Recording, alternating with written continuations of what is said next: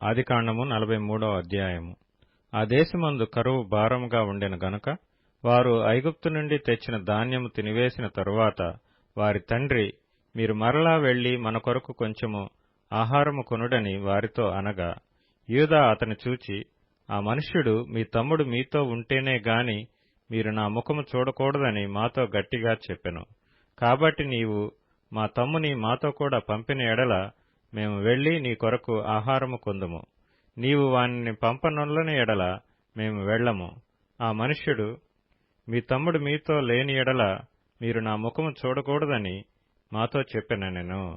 అందుకు ఇశ్రాయేలు, మీకు ఇంకొక సహోదరుడు కలడని మీరు ఆ మనుష్యునితో చెప్పి నాకు ఇంత శ్రమ కలుగచేయనేలా అనగా, వారు ఆ మనుష్యుడు, మీ తండ్రి ఇంకా సజీవుడై ఉన్నాడా, మీకు సహోదరుడు ఉన్నాడా అని మమ్మను గూర్చియు మా బంధువులను గూర్చియు ఖండితముగా అడిగినప్పుడు మేము ఆ ప్రశ్నలకు తగినట్టు అతనికి వాస్తవము తెలియచెప్పితిమి.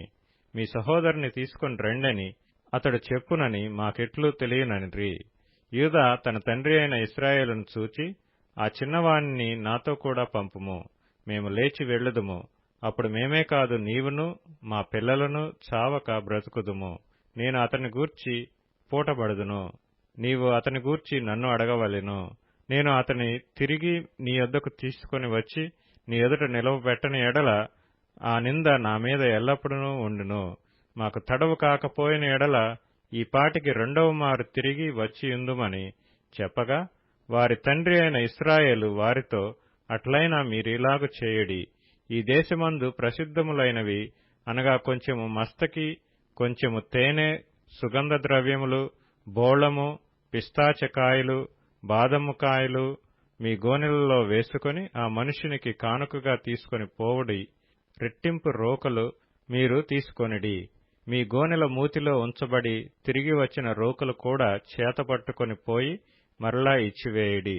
ఒకవేళ అది పొరబాటై ఇండును, మీ తమ్ముని తీసుకొని లేచి ఆ మనుష్యుని యొద్దకు తిరిగి వెళ్ళుడి. ఆ మనుష్యుడు మీ ఇతర సహోదరుని బెన్యామీనును మీకప్పగించున్నట్లు సర్వశక్తుడైన దేవుడు ఆ మనుష్యుని ఎదుట మిమ్మును కరుణించునుగాక. నేను పుత్రహీనుడనై ఉండవలసిన ఎడల పుత్రహీనుడనగుదునని వారితో చెప్పెను.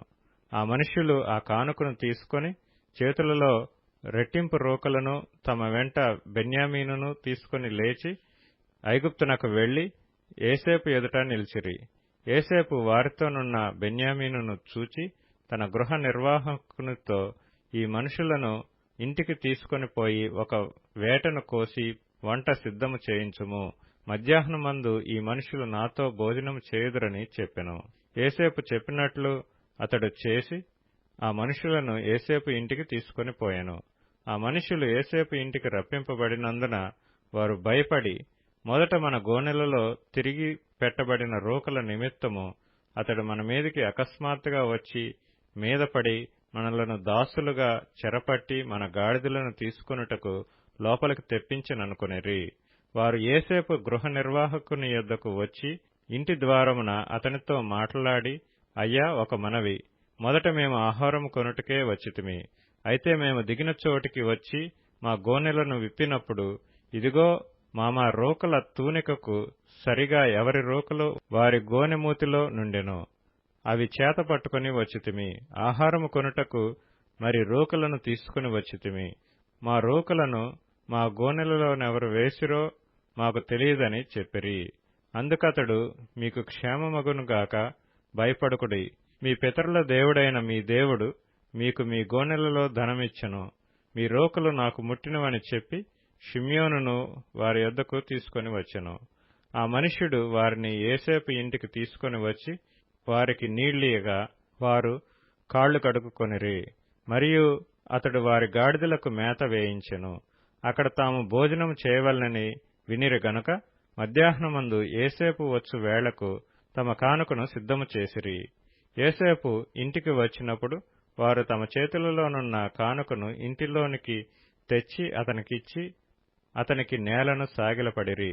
అప్పుడు, మీరు చెప్పిన ముసలివాడైన మీ తండ్రి క్షేమముగా ఉన్నాడా, అతడు ఇంకా బ్రతికియున్నాడా అని వారి క్షేమ సమాచారం అడిగినందుకు వారు, నీ దాసుడైన మా తండ్రి ఇంకా బ్రతికియున్నాడు, క్షేమంగానున్నాడని చెప్పి వంగి సాగిలపడిరి.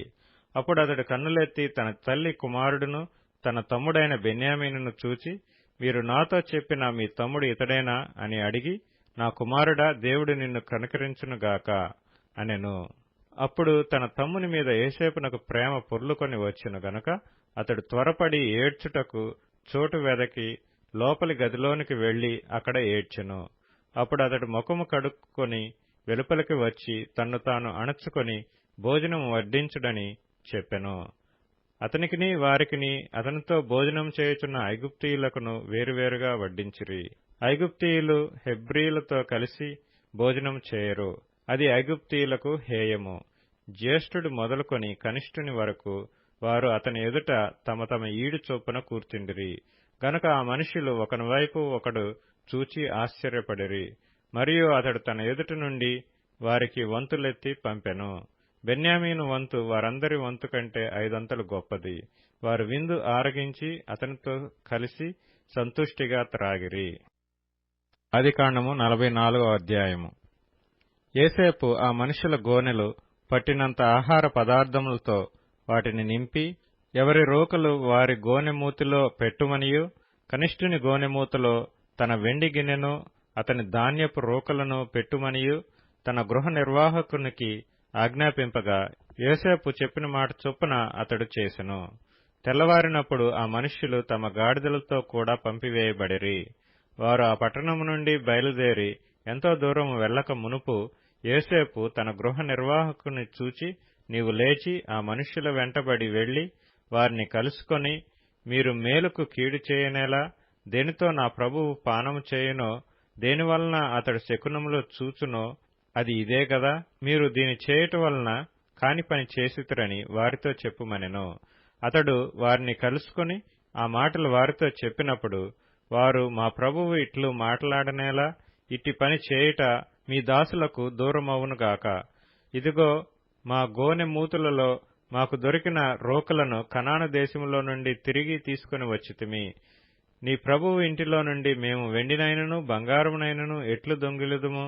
నీ దాసులలో ఎవరి యొద్ద అది దొరుకునో వాడు చచ్చునుగాక. మరియు మేము మా ప్రభువునకు దాసులముగా నుండుదమని అతనితో అనిరి. అందుకతడు, మంచిది, మీరు చెప్పినట్టే కానీయుడి. ఎవరి యొద్ద అది దొరుకునో అతడే నాకు దాసుడగును. అయితే మీరు నిర్దోషులగుదురని చెప్పెను. అప్పుడు వారు త్వరపడి ప్రతివాడు తన గోనెను క్రిందికి దించి దానిని విప్పెను. అతడు పెద్దవాడు మొదలుకొని చిన్నవాని వరకు వారిని సోదా చూడగా ఆ గిన్నె బెన్యామీను గోనెలో దొరికెను. కావున వారు తమ బట్టలు చింపుకొని ప్రతివాడు తన గాడిద మీద గోనెలు ఎక్కించుకొని తిరిగి పట్టణమునకు వచ్చిరి. అప్పుడు యూదాయును అతని సహోదరులను యోసేపు ఇంటికి వచ్చిరి. అతడింకా అక్కడనే ఉండెను గనుక వారు అతని ఎదుట నేలను సాగిలపడిరి. అప్పుడు యోసేపు, మీరు చేసిన ఈ పని ఏమిటి? నా వంటి మనుష్యుడు శకునము చూచి తెలుసుకొనునని మీకు తెలియదా అని వారితో అనగా, యూదా ఇట్లనెను, ఏలిన వారితో ఏమి చెప్పగలము? ఏమందుము? మేము నిర్దోషులమని ఎట్లు కనపరచగలము? దేవుడే నీ దాసుల నేరము కనుగొనెను. ఇదిగో, మేమును ఎవని యొద్ద ఆ గిన్నె దొరికినో వాడును ఏలిన వారికి దాసులమగుదుమనెను. అందుకతడు, అట్లు చేయుట నాకు దూరమవునుగాక. ఎవని చేతిలో ఆ గిన్నె దొరికినో వాడే నాకు దాసుడుగా నుండును. మీరు మీ తండ్రి యొద్దకు సమాధానముగా వెళ్ళుడని చెప్పగా, యూదా అతని సమీపించి, ఏలినవాడా, ఒక మనవి, ఒక మాట ఏలిన వారితో తమ దాసుని చెప్పుకొననిమ్ము. తమ కోపము తమ దాసుని మీద రవులు కొననీయకము. తమరు ఫరో అంతవారు కదా, ఏలినవాడు మీకు తండ్రి అయినను సహోదరుడైనను ఉన్నాడా అని తమ దాసులను అడిగెను. అందుకు మేము, మాకు ముసలివాడైన తండ్రియు అతని ముసలితనమున పుట్టిన యొక్క చిన్నవాడును ఉన్నారు. వాని సహోదరుడు చనిపోయిను, వాని తల్లికి వాడొక్కడే మిగిలియున్నాడు. వాని తండ్రి వానిని ప్రేమించుచున్నాడని చెప్పితిమి.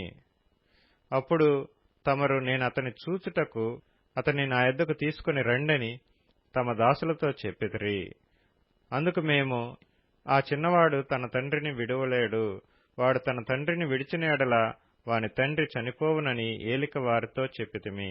అందుకు తమరు, మీ తమ్ముడు మీతో రాని ఎడల మీరు మరలా నా ముఖము చూడకూడదని తమ దాసులతో చెప్పితిరి.